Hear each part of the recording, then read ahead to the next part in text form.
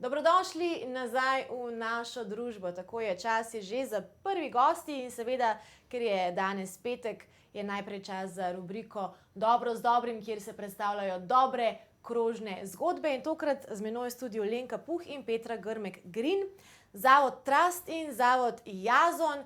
In seveda bo govora še o eni krožni zgodbi, Make in Slovenija. Dobrodošli obe v naši družbi. Dober dan, dober dan. Dober dan. Lenka, vas že dobro poznamo, ne? O čem bomo pa danes, katero krožno zgodbo pa bomo danes predstavili? Ja, Make in Slovenija. Namreč naša država oziroma mi kot prebivalci smo vedno nekaj delali. Smo zelo deloven narod in seveda smo ob tem delu bili zelo kreativni. Se pravi, ob delu se vedno pel, plesali, igrali. In seveda iz tega ven izhaja, da če si kreativen, če imaš nekaj lepega za pokazati, za povedati, za zapeti, seveda ustvarjaš neko boljše vzdušje, bolj smo med sabo povezani. In seveda iz tega ven izhaja tudi, da imaš kaj za proizvajati, kaj za izdelovati. Se pravi, istočasno dobiš idejo, kaj bi delal, in seveda ob delu se zabavaš. Tako da najprej, Maša, bi jaz čestitala za včerajšnjo premiero muzikla Kure. Sem bila zvečer na večerni Za odrasle premieri. Za odrasle premieri. Po dolgem času sem spet ponočevala, ker sem mogla priti še do Ljubljane iz Celja. Namreč Lila Prap s svojo kreativnostjo je v bistvu največji izvozni element iz naše države. Ko prideš v svet, poznajo Lilo Prap vsaj toliko kot Hello Kitty, če lahko dam nek tak izraz. In seveda to, da je po 3 njenih knjigah nastal musical, je seveda spet nova priložnost za to, da razumemo, kaj kreativnost pomeni za nek Make in Slovenija, za neko produkcijo. Produkcija pa seveda materializira neko delo, s katerim seveda lahko ustvarjamo potem delovna mesta, plače. Se pravi, to, kar nekako pozabljamo, da brez te kreativnosti ni razvoja podjetij. Zelo pogosto se sliši digitalizacija, tehnologija, ja, res je. Da smo prišli do nekega izdelka, smo razvijali tehnologijo, da je bilo lažje delati, ne? Da je bilo hitreje, da smo lahko več naredili in tako naprej. Vendar brez ideje tudi stroj nič sam ne naredi, ne? Ga mora pač nekdo tudi prej, tudi če je robot, sprogramirati. Tako da jaz bom prosila za podpis na CD, ker sem ga tudi na poti domov že še enkrat poslušala. Bom kar zdajle podpisala. Ja, tako. Da bomo s kurami tudi. Povemo, da Make in Slovenija je osnova, da se poveže ta kreativni sektor z proizvodnjo, z industrijo. Seveda je pa ta projekt, o katerem bo kaj Petra Grmek-Grin več povedala, usmerila v neko tradicijo tekstilne industrije. Zakaj? Zato, da vemo, da smo tukaj mi doma in da smo lahko kot Slovenija središče Evrope, vračanja tekstilne industrije nazaj v Evropo. Namreč že samo to, da imamo toliko bogato tradicijo na nošah, toliko raznoliko. Tako majhna Slovenija, pa toliko različnih noš. Moramo vedeti, da smo tukaj lahko, če se seveda povežemo skupaj, prostor, kjer bodo druge blagovne znamke iz cele Evrope, sveta najdle produkcijo.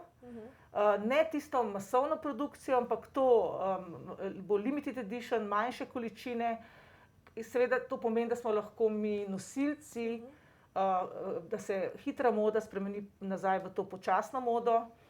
To trajnostno, bolj tudi ekološko.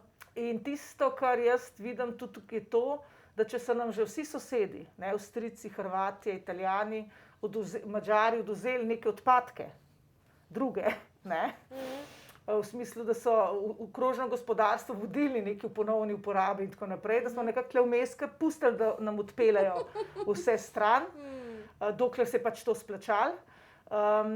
Smo lahko v tekstilu vodilni. Imamo raziskovalce, imamo fakultete, imamo znanstvenike, imamo še obstoječo znanje od prej, kar druge države nimajo. Pri nas še imamo komplet vse faze tekstilne industrije.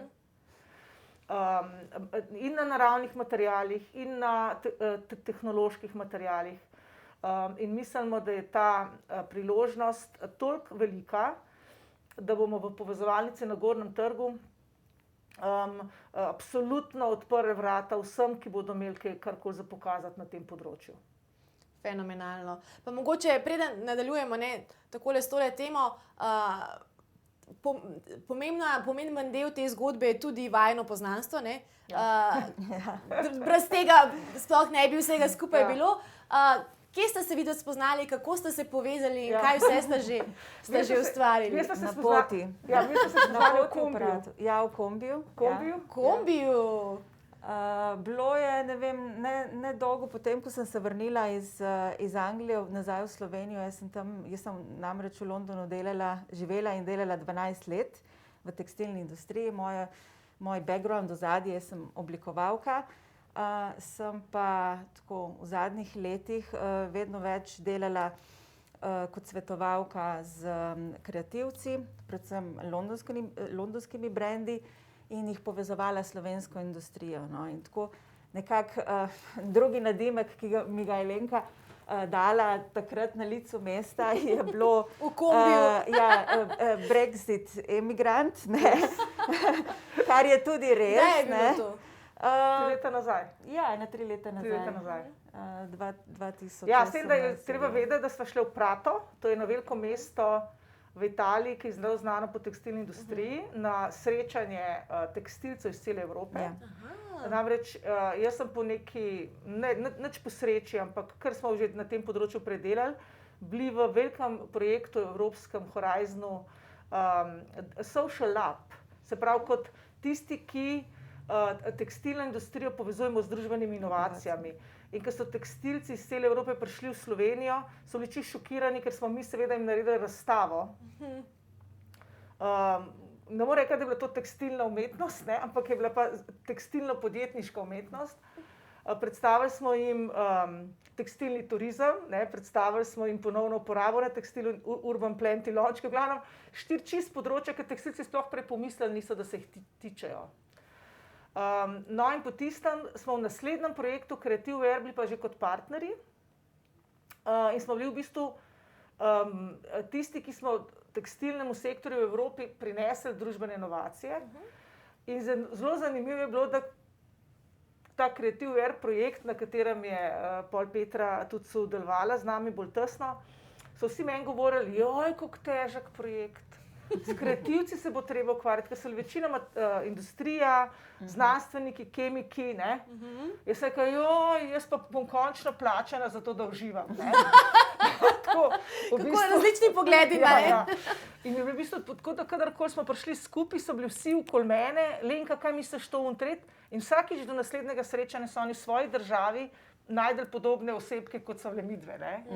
In je bilo to tako intenzivno, da smo bile midve središče, značajsko različne. Jaz govorim angleško, da se Bog usmil, Petra seveda londonščino perfektno. Tako da vedno smo imeli neko iztočnico. Jaz sem prvi stavek povedala, tako pičala, pa sem dala v mikrofon. Ja, ampak bolje so njo razumeli, ker jaz, kot je rekla londonščina, sem tudi uporabljala kakšne izraze, ki so bili malce tako, take fraze, ki so bile... Že narečje londonsko. Ja, že tako, da so bolj njo razumeli. Je pa tista ključna zgodbica v tem kombiju, je pa ta, da se peljemo in seveda klepetamo. Jaz rečem neki, ta isto stvar pove v drugem izrazu. Jaz govorim co-factory, ona govori visible factory. Jaz rečem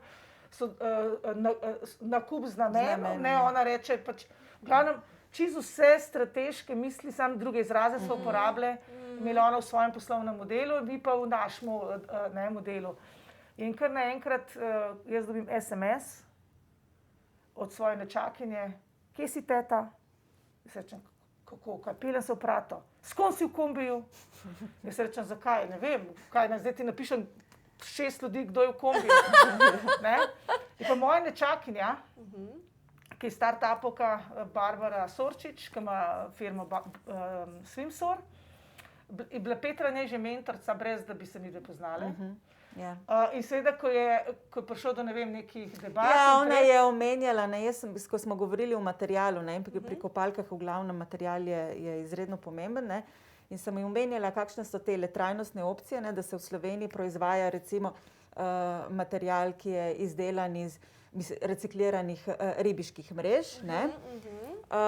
In je ona rekla, ja, jaz imam eno teto. Ponavadi to niso tete, ki ti dajo to znanje. Ker mi neke vzorce že, mi je že o tem govorila in mi je bilo zanimivo, ne, da imaš tako teto. No? In nekako sem to povlekla in sem v tem času sem ji tekstala, mislim, da sem spoznala tvojo teto. Ja, tako. Se pravi, ni bila ona jasnovidna, pa zdaj Ne, ni bila jasnovidna, ne, jaz sem ji. Ampak ker nismo v kombiju sedeli v isti vrsti, ker smo klepetali še tako čez vrsto, ne, te kombi, ker se je bilo nekih 6 noter. In v bistvu ta logika mlade generacije, ne, se pravi, prihajajoča zdaj generacija je tista, ki v bistvu nima nobenih preprek, da se med sabo ne bi povezovali pa sodelovali. Nimajo več tako, to je pa klub za kreativce, tukaj so pa oni fizikalci. Ja, ni več te ločenosti. Ne. In seveda se da za zelo malo truda povezovati med njimi. In zato tudi ta Dobro z dobrim projekt, ki ga sofinancira Ministrstvo za kulturo v podjetju Jazon d.o.o., predstavlja tudi neke vrste za ostale kreativce podporno okolje, ta nakup z namenom, ki so tudi sofinancirani recimo z Ministrstva za kulturo, tako kot Barbara s svojim Swimsoar. Zakaj? Ker seveda, če bodo kreativci bolj samozavestno vstopali v to produkcijo, v Make in Slovenija, da bodo vedeli, da lahko svojo kreativnost prodajo v produktu z nekom skupaj, ker sami pač več glav več ve in tudi lažje vse skupaj. Bomo seveda to priložnost, ki jo imamo kot Slovenija, lahko zelo izkoristili. Imamo res imamo know-how, ne? Imamo. Znamo še šivati. Ja, ne samo know-how, tudi dostopnost. Največja prepreka za startupe, recimo pa na bilo katerem kreativnem področju, ali pa tudi ne, je dostop do produkcijskih kapacitet z dokaj nizkimi količinami. In to, vsaj na tekstilu v Sloveniji, smo izredno dostopni v primerjavi z nekaterimi drugimi tekstilnimi centri, kar je velika prednost, kadar prodajamo sebe, svoje storitve, tako navznoter kot navzven.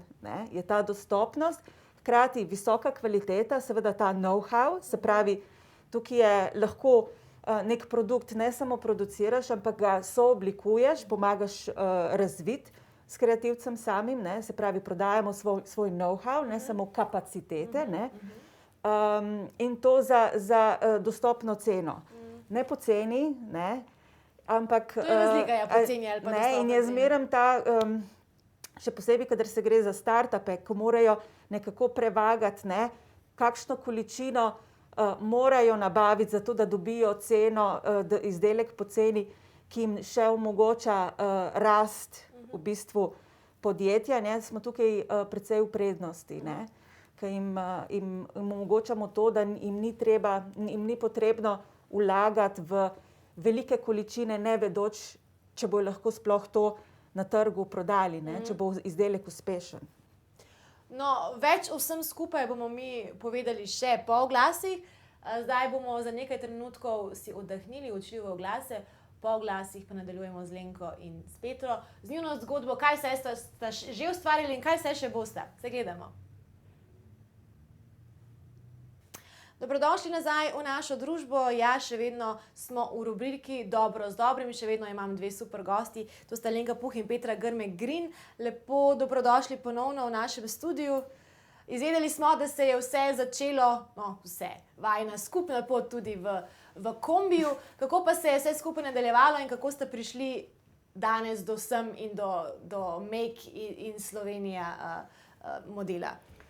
Ja, malo sva si razdelili delo oziroma si ga bova razdelili, ker Make in Slovenija je platforma, s katero želimo organizirati slovensko produkcijo in predstaviti navzven.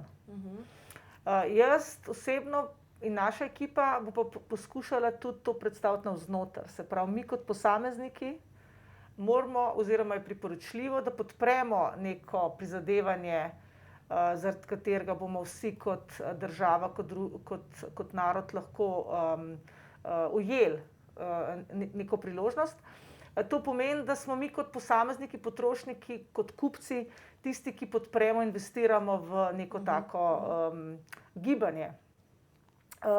Zakaj? Ker seveda, če bomo mi kupili obleke, bomo tudi nosili, bomo tudi znali, ko bo nas nekdo vprašal, iz kje prihajamo, rekli iz Slovenije, tam, ko se šivajo kvalitetne obleke. Ne? In bomo v bistvu znali biti ponosni, ne? Ponosni in seveda ta ponos je marketing, je zaupanje. Ne? Se pravi, potrošnik bo vedel, da smo mi kakšna država zelena, digitalna, pametna, ne? In seveda ti v bistvu s tem, kot se predstaviš z delom vseh, ne samo svojim, v bistvu imaš več za pokazati, kot če bi govoril samo o sebi. Tako da tukaj se mi zdi ta priložnost za nas posameznike, ne? Ki v bistvu z majhnimi sredstvi, samo s svojim nakupom prispevamo k razvoju neke industrije, ki je seveda povezana z kreativnostjo, zato in s tem seveda ima priložnost za višanje pa dodane vrednosti. Če bi bilo to recimo nekaj samo masovno nakupovanje, pa da veš, da zadnji delavec ni pravično plačan, da nima možnost, recimo, da gre za izkoriščanje. Za gre izkoriščanje, pol je brez veze. Ne? Tukaj se mi zdi pa to. No, in mi mislimo kot dobro z dobrim tukaj glavnino prispevati pri nakupu z namenom, da bo lahko Petra kot zavod Rast vzadaj čim bolj mapirala vso to proizvodno in seveda omogočila ta poslovni razvoj teh skupin. Ne? Pa kar se tiče samega potrošništva, je tudi tukaj nek čist praktičen razlog, zakaj nakupovati več domačega, več slovenskega, recimo kar se tiče tekstila. Ker so tudi, recimo, se razvijajo v tem času drugi alternativni prodajni modeli. Se pravi, bo tudi iz praktičnega razloga je dobro, da kupiš nekaj od znanega proizvajalca, ker se bojo tukaj razvijali tudi vzdrževanje oblačila, ne? V bistvu v tem smislu, da si servisiran, veš, komu iti, če šiv popusti ali če se kakšen gum. In nekatera podjetja to že počnejo, že imajo, sicer ne oglašujejo, ampak že imajo v svojem poslovnem modelu, da ti lahko pošlješ, recimo spodnje perilo, vem, da se zamenja naramnica, da se v bistvu servisira izdelek, da je čim dlje v prometu, ne, neki ljubljen kos, da ga čim dlje lahko nosiš, da ga lahko tudi predaš svojim otrokom, zanamcem, tako, ne, ker tekstilni izdelki, kreativni izdelki z visoko dodano vrednostjo so umetniška, nosljiva umetniška dela, ki definitivno ne spadajo tako počasi, če smo že prej omenili noše, ko so se prenašale, iz roda v rod, to je bila vrednost. In je tudi to nek poslovni model tega popravil, ki bo vse bolj prisoten, ne samo v Sloveniji, ne samo v našem prostoru, ampak globalno se v bistvu propagira, se spodbuja ljudi, da razmišljajo, da nek kos, oblačilni kos ni kratkotrajen. Zaradi tega je tudi poudarek na kupuj kvalitetno, ne kvalitetnem, da bo dlje časa trajalo. In če pa pride do kakšnih v bistvu poškodb, da veš, da lahko greš ali k proizvajalcu ali pa šivili, v bližnji šivili, da to uredi. Pa ker smo glih zdaj, ker smo kolesarski narod tudi, ne, ker zdaj tudi ta dirka po Sloveniji, ne, je v bistvu tudi to, da kvaliteta, ne, če je v bistvu zelo kvaliteta, je lahko ekstremno draga. Če pa jo v bistvu kupiš v kratki oskrbovalni verigi, se pravi, da imam posrednikov vmes, lahko dobiš pa višjo kvaliteto za nižjo ceno. In to recimo Petra zdaj ravno par dni nazaj launčala, ker je zelo intenzivna kolesarka zadnje čase, tudi ona. Prav kolekcijo z lokalnim proizvajalcem. Z kolesarsko oblačilo. Ja, v sodelovanju. Se pravi, jaz tukaj ne nastopam kot naročnik, ampak kot sokreator, v bistvu s tem podjetjem, ki je že specializirano, Pravi, jaz tukaj vnesem svojo kreativo, oni so pa vnesli svoj razvoj, ne, v samo formo, materiale in tako naprej. In seveda je zaradi tega izdelek, ki bi stal druge po trikrat več, trikrat več je v bistvu s tem zelo dosti bolj dostopen. In kar je še posebej fino v nekako tej kolesarski kulturi, je to, da je kupec vajen, kadar se gre za neke kolesarska oblačila, da naroči, ne, da ni potrebe po izdelovanju neke zaloge, ki bi potem stala. Ne. Tako da je tudi in ta test, ne, da v bistvu se prodaja nekaj, kar se skoraj da, ko se proda, zašije, ne, oziroma prednaročila. Ne. Je seveda tudi test, ki ga zdaj dela Petra za to, ker seveda s tem bomo še bolj tem blagovnim znamkam, ki bomo privabljali v Slovenijo, omogočali, da bodo bolj trajnostno one lahko speljale svoj posel. Ne. In prvo tujo stranko smo že izdobavili prejšnji mesec, angleško blagovno znamko, tu spet Brexit nam je koristil. Ne. Vsaka medalja ima 2 platine, tako, za nekaj je zelo dober tale Brexit. Zato, ker je glih ta veriga, ne, proizvodna veriga tako tesno povezana, se pravi proizvajalec, izhodna kontrola, kakovost, ne, in seveda direktno pošiljanje po celem svetu, da ni bilo treba to v Anglijo, pa da oni to sami pošiljajo naprej. In tukaj je v bistvu to sodelovanje z dobrim, ker seveda mi kot invalidsko podjetje imamo skladišče, imamo ljudi, ki so vse te artikle top fashion označili, zapakirali in je šlo to v koliko držav? 36? Ni bilo toliko držav, je bilo več v bistvu naročnikov, ampak je bilo enih 5 držav. 5 držav. Ja, no, kot ta sodelovalni model je pa Startup Dog Lili, ki je bilo zadnjič v Podjetno naprej tudi predstavljen. Mlada startupovka, stara 20 let, ki pa je v 36 držav svoje tekstilne produkte prodala, pasje izdelke, Dog Lili. In seveda tukaj se vidi, da je to, kar govorimo mi v Make in Slovenija, smo v bistvu vse 3-4 različne pilote že vse testirali. Ko mi rečemo, potrošniki, pridružite se nam, ne, vemo, kaj bo tista dodana vrednost, zakaj bomo v bistvu s tistim svojim nakupom samo še prispevali zraven, tisti svoj delček. In na drugi strani, kaj bo ta industrija lahko od tega Make in Slovenije pridobila. Ne. Ni to povezovanje v smislu grozdanja ali zbornice ali ne vem, nekih formalnih zadev, ne, je čist skupinska predstavitev. Kakšen je v bistvu načrt, ne? Kakšna je vajna vizija za Make in Slovenija in kako bo vse skupaj zaživelo res? Ja, Make in Slovenija je spletna platforma. Se pravi, v prvi vrsti je to oglaševanje, ne, slovenskih proizvajalcev navzven.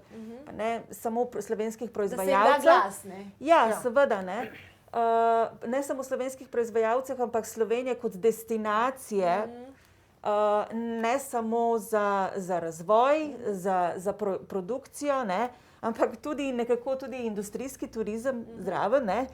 Ker ko govorimo, če naša ciljna publika, predvsem startupi, pa majhne blagovne znamke, to so izredno majhni timi, one man band, one woman band, recimo, pa z majhnim krogom, ne, in njim je tudi to neka dodana vrednost to, da lahko grejo v nek kraj, v neko regijo, ki jim nudi več kot samo 8 ur dela na svojem projektu, da se lahko tudi oddahnejo, ne, in tako da je res celosten paket promocije Slovenije, to naredi Slovenijo tudi bolj atraktivno kot produkcijska razvojna destinacija. In seveda, kot sem rekla, v prvi vrsti je to predstavitev slovenskih ponudnikov storitve šivanja, tudi nekaterih tekstilnih podjetij. Iz tega se pa potem lahko razvijajo, se povežejo še druge storitve, kot že omenjeno, ta logistika, just in time, on demand. Zdaj bom take izraze mogoče, ker ne pomenijo veliko gledalcev, ampak z tega se lahko razvije potem bolj kompletna v bistvu storitev. In če lahko tukaj spet omenim Lilo Prap. Aha, da bomo zaključili, kjer smo začeli. Tako, ker je bilo pred leti, ne bom se spomnila točno katerega leta, sem bila jaz na sejmu igrač v Nürnbergu, ali pa nekje tako. No, v glavnem, prišla sem domov in sem šla spoznati Lilo Prap namensko. Tisto leto je dobila Prešernovo nagrado. In sem ji rekla, da bom jaz naredila Slovenijo deželo Lile Prap. Wow, da bodo ljudje prišli za to v Slovenijo, ker imamo Lilo Prap. To je v bistvu, ja, kaj ne, četrt. In je v bistvu bilo se to zgodilo, da so japonski otroci prišli v Slovenijo, da so se z njo srečali. In se spomnim tudi par let nazaj, kako je v bistvu prav se spomnila, da ta dežela Lile Prap se je res uresničila. Se pravi, če je neka vizija, neko kvantno se zgodi. In tako si jaz predstavljam, da bo Slovenija postala dežela, kjer se kupuje, naroča kvalitetne tekstilne izdelke oziroma Make in Slovenija, se pravi tudi kakšne druge izdelke. V bistvu nekaj, kar bo seveda pripeljalo, da bojo ljudje prišli kot turisti in tukaj pač upravili nakup z namenom v času, ko bojo tukaj počitnikovali. In tudi potem kasneje podoživljali svoje počitnice ob srečanju s slovenskim produktom. Jaz sem pač backpackerka, tabornica in jaz se točno spomnim, ko sem navdušena, ker sem v Jelevari, to je čist na koncu, vrh na Švedski, tukaj vlak pelje, naprej pa več ne, videla palomine robčke. Nisem v trgovini. To je bilo hujške, če bi neko atrakcijo kazali. Lej, do sem so prišli. Moji otroci so rekli, to kdaj zihar nobenega Slovenca še ni bilo in pa v kempu oni rečejo, prejšnji teden so bili tle vaši smučari. Tako da v bistvu realno občutiš, ko greš po svetu, da smo Slovenci povsod prisotni, ali s športom, ali s kreativnostjo, z umetniki, s produkti. In menim, da je ta povezanost medsektorska tista, ki prinaša višjo dodano vrednost in višjo kakovost življenja. In s temi besedami bomo zdaj zaključili tudi tole krožno zgodbo, ki smo jo zdaj predstavili res s krožnim koncem. Hvala vama za predstavitev. Upam, da bo Make in Slovenija res zaživela in da bodo povsod po svetu lahko z nakupom slovenskih tekstilnih izdelkov glasovali za krožne zgodbe, za bolj ekološko življenje in za dober trajnostno modo. Tako da hvala vama za obisk. Hvala. Dobro z dobrim ponovno naslednji petek, zdaj pa gremo mi v oglase. Po oglasih pa, ja, kot sem rekla, bolj kulinarične teme se gledamo.